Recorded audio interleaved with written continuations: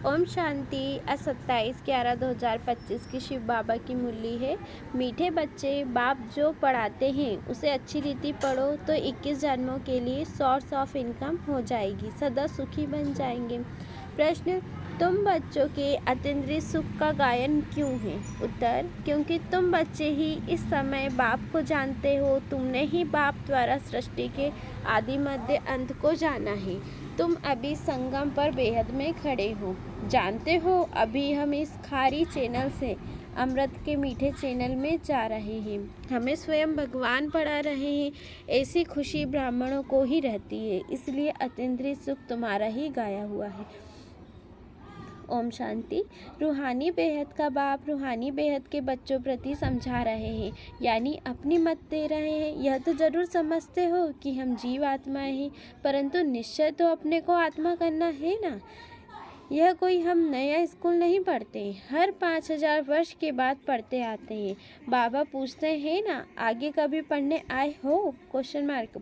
तो सब कहते हैं हम हर 5000 वर्ष बाद पुरुषोत्तम संगम युगे बाबा के पास आते हैं। यह तो याद होगा ना कि यह भी भूल जाते हो। बाबा पूछ रहे हैं, स्टूडेंट को स्कूल तो ज़रूर याद आएगा ना। एम ऑब्जेक्ट तो एक ही है।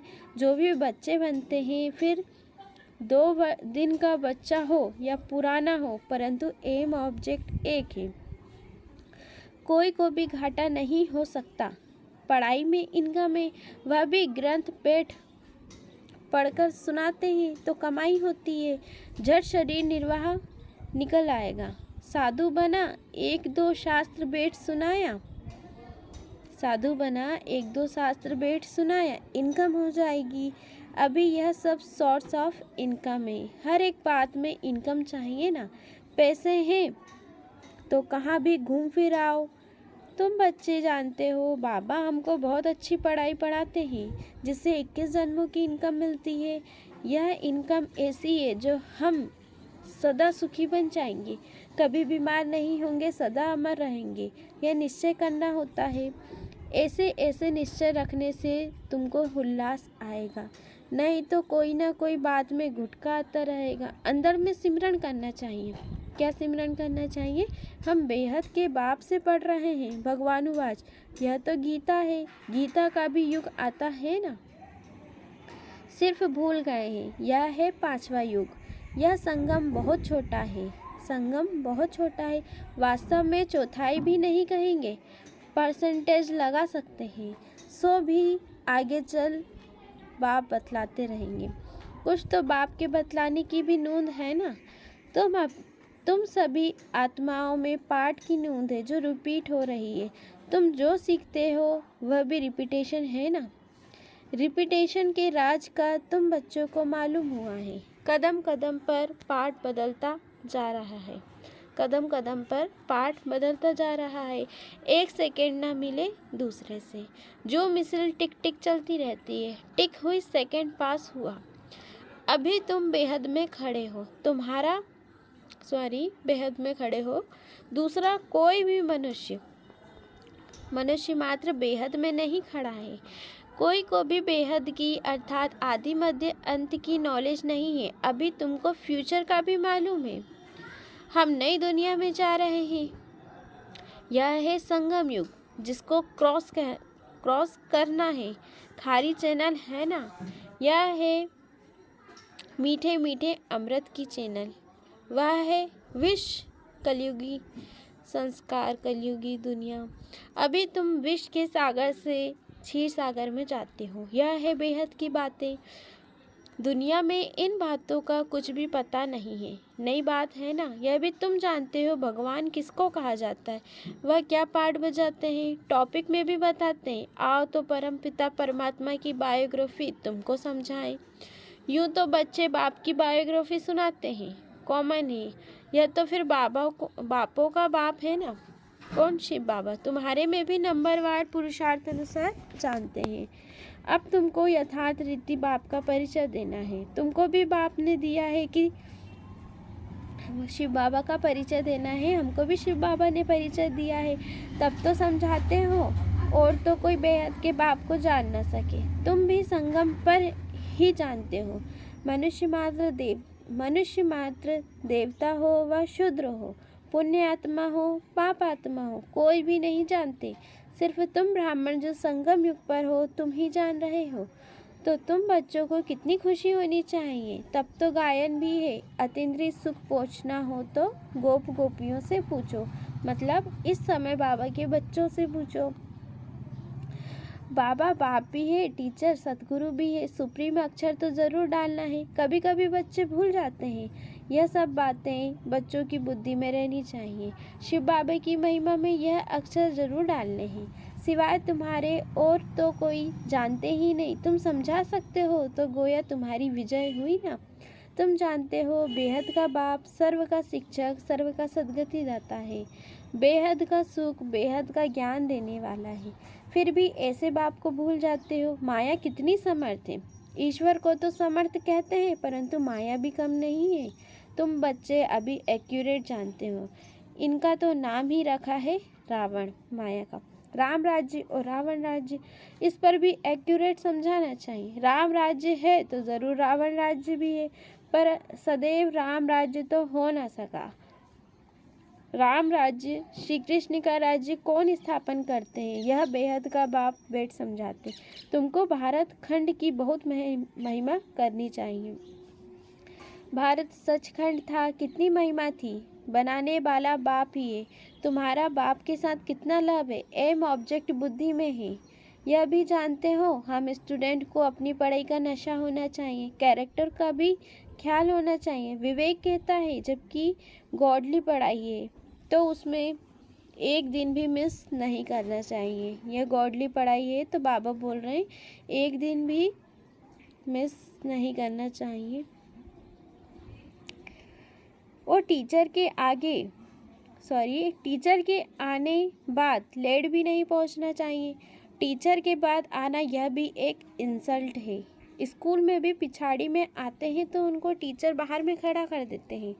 बाबा अपने छोटेपन का मिसाल भी बताते हैं। हमारा टीचर तो बहुत सख्त था, अंदर आने भी नहीं देता था। यहाँ तो बहुत है जो देरी से आते हैं। सर्विस करने वाला सपूत बच्चा जरूर बाप को प्यारा लगता है ना। अभी तुम समझते हो आदि सनातन देवी देवता धर्म तो यह था ना। इनका धर्म कब स्थापन हुआ जरा भी किसकी बुद्धि में नहीं है। तुम्हारी बुद्धि से भी घड़ी घड़ी खिसक जाता है। तुम अभी देवी देवता बनने के लिए पुरुषार्थ कर रहे। कौन पढ़ा रहे हैं क्वेश्चन मार्क। खुद परम पिता परमात्मा। तुम समझते हो हमारा यह ब्राह्मण कुल है, डिनाइस्टी नहीं होती है। समझते हो यह हमारा ब्राह्मण कुल है, डिनाइस्टी नहीं होती है। यह है सर्वोत्तम ब्राह्मण कुल। बाप भी सर्वोत्तम है ना। ऊँच से ऊँच है तो ज़रूर उनकी आमदनी भी ऊंची होगी।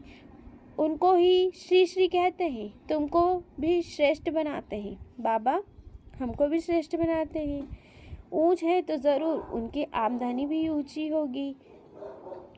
उनको ही श्री श्री कहते हैं। तुम बच्चे ही जानते हो हमको श्रेष्ठ बनाने वाला कौन है, और कुछ भी नहीं समझते। तुम कहेंगे हमारा बाप भी है, टीचर भी है, सतगुरु भी है, पढ़ा रहे हैं। हम आत्माएं हैं, हम आत्माओं को बाप ने स्मृति दिलाई है। तुम हमारी संतान हो, ब्रदरहुड है ना। बाप को याद भी करते हैं, समझते हैं। शिव बाबा को याद करते हैं।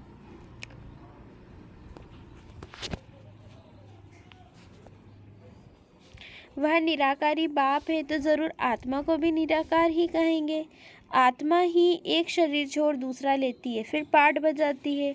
मनुष्य फिर आत्मा के बदले अपने को शरीर समझ लेते हैं। मैं आत्मा हूँ या भूल जाते हैं। मैं कभी भूलता नहीं हूँ। तुम आत्माएं सभी हो सालिग्राम। मैं हूँ परम पिता माना परम आत्मा। उनके ऊपर कोई दूसरा नाम नहीं है। उस परम आत्मा का नाम है शिव। हो तुम भी ऐसे ही आत्मा, परंतु तुम सब सालिग्राम हो। शिव के मंदिर में जाते हो, वहाँ भी सालिग्राम बहुत रखते हैं। शिव की पूजा करते हैं तो सालिग्राम की भी साथ में करते हैं ना। तब बाबा ने समझाया है कि तुम्हारी आत्मा और शरीर दोनों की पूजा होती है। हमारी तो सिर्फ आत्मा की ही होती है, शरीर है नहीं। तुम कितना ऊंच बनते हो, मतलब दो प्रकार से होती है। बच्चों किस प्रकार से होती है, शालिग्राम के रूप में और दूसरा देवी देवताओं के रूप में। तुम कितना ऊंच बनते हो, बाबा को तो खुशी होती है ना। बाप गरीब होता है, बच्चे पढ़कर कितना चढ़ जाते हैं, क्या से क्या बन जाते हैं। बाप भी जानते हैं तुम कितने ऊंच थे, अब कितने ऑर्फन बन गए हो, मतलब ऑर्फन निधन के बन गए हो। बाप को ही नहीं जानते, अभी तुम बाप के बने हो तो सारे विश्व के मालिक बन जाते हो। बाप कहते हैं, मुझे कहते ही हो हेवनली गॉड फादर, यह भी तुम जानते हो अभी स्वर्ग की स्थापना हो रही है। वहाँ क्या क्या होगा यह सिवाय तुम्हारे और कोई की बुद्धि में नहीं है। तुम्हारी बुद्धि में है कि हम विश्व के मालिक थे, अब बन रहे हैं। प्रजा भी ऐसे कहेगी ना कि हम मालिक हैं। यह बातें तुम बच्चों की ही बुद्धि में है तो खुशी रहनी चाहिए ना। यह बातें सुनकर फिर औरों को भी सुनानी है, इसलिए सेंटर व म्यूजियम खोलते रहते हैं। जो कल्प पहले हुआ था वही होता रहेगा। म्यूजियम, सेंटर्स आदि के लिए तुमको बहुत ऑफर करेंगे, तुम फिर बहुत निकल पड़ेंगे। सबकी हड्डियां नर्म होती जाती हैं, सारी दुनिया की अब तुम हड्डियां नर्म करते जाते हो। तुम्हारे योग में ताकत कितनी ज़बरदस्त है। बाप कहते हैं तुम्हारे में ताकत बहुत है।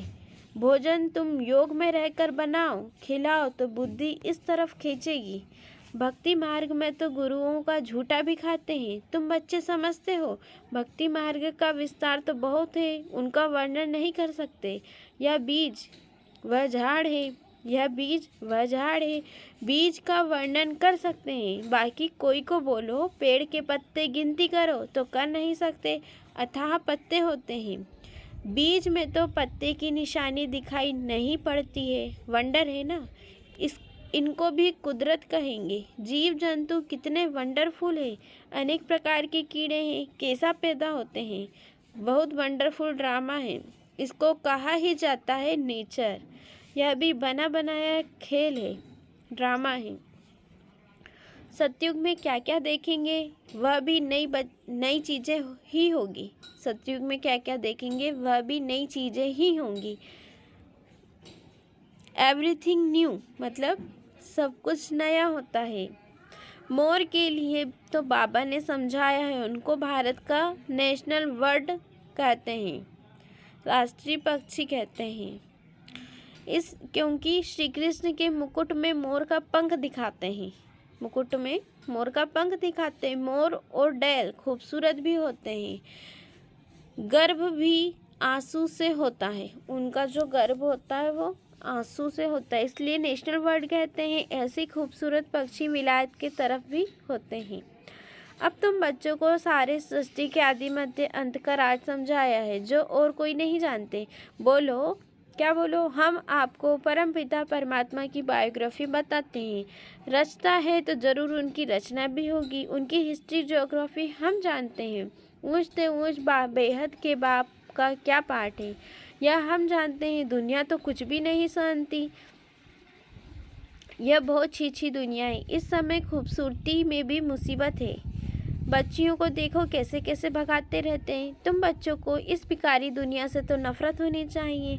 यह छी दुनिया, छी शरीर है। हमको तो अब बाप को याद कर अपनी आत्मा को पवित्र बनाना है। हम सतो प्रधान थे, सुखी थे, अभी तमो प्रधान बने हैं तो दुखी हैं, फिर सतो प्रधान बनना है। तुम चाहते हो हम पतित से पावन बने, बल गाते भी हैं पतित पावन, परंतु नफरत कुछ भी नहीं आती। तुम बच्चे समझते हो यह छी दुनिया है। नई दुनिया में हमको शरीर भी गुलगुल मिलेगा। अभी हम अमरपुरी के मालिक बन रहे हैं। तुम बच्चों को सदैव खुश हर्षित मुख रहना चाहिए। तुम बहुत स्वीट चिल्ड्रन हो। बाप 5000 वर्ष बाद उन्हीं बच्चों से आकर मिलते हैं। बाबा 5000 वर्ष के बाद उन्हीं बच्चों से आकर मिलते हैं तो ज़रूर खुशी होगी ना। हम फिर से आए हैं बच्चों से मिलने। अच्छा मीठे मीठे सिखलते बच्चों प्रति माता पिता बाप दादा का याद प्यार और गुड मॉर्निंग। रूहानी बाप की रूहानी बच्चों को नमस्ते, और हम रूहानी बच्चों की रूहानी माता पिता बाप दादा को याद प्यार गुड मॉर्निंग और नमस्ते नमस्ते। शुक्रिया बाबा, शुक्रिया। धारणा के लिए मुख्य सार पहला पॉइंट है, हम गॉडली स्टूडेंट है इसलिए पढ़ाई का नशा भी रहे तो अपने कैरेक्टर्स पर भी ध्यान हो। हम गॉडली स्टूडेंट है इसलिए पढ़ाई का नशा भी रहे तो अपने कैरेक्टर्स पर भी ध्यान हो। एक दिन भी पढ़ाई मिस नहीं करनी है। देर से क्लास में आकर टीचर की इंसल्ट नहीं करना है। दूसरा पॉइंट है, इस भिखारी छीछी दुनिया से नफरत रखनी है। बाप की याद से अपनी आत्मा को पवित्र सत्वप्रधान बनाने का पुरुषार्थ करना है। सदैव खुश हर्षित मुख रहना है। वरदान है, होपलेस में भी होप पैदा करने वाले सच्चे परोपकारी संतुष्ट मणि भव। होपलेस में भी होप पैदा करने वाले सच्चे परोपकारी संतुष्ट मणि भव। त्रिकालदर्शी बन हर आत्मा की कमजोरी को परखते हुए उनकी कमजोरी को स्वयं में धारण करने या वर्णन करने के बजाय कमजोरी रूपी कांटों को कल्याणकारी स्वरूप से समाप्त कर देना, कांटों को फूल बना देना, स्वयं भी संतुष्ट मणि के समान संतुष्ट रहना और सर्व को संतुष्ट करना, जिसके प्रति सब निराशा दिखाए ऐसे व्यक्ति व ऐसी स्थिति में सदा के लिए आशा के दीपक जगाना अर्थात दिल शिकस्त को शक्तिवान बना देना, ऐसा श्रेष्ठ कर्तव्य चलता रहे तो परोपकारी संतुष्ट मणि का वरदान प्राप्त हो जाएगा। ये सारी चीज़ें करेंगे तो बाबा बोल रहे हैं परोपकारी संतुष्ट मणि का वरदान प्राप्त हो जाएगा।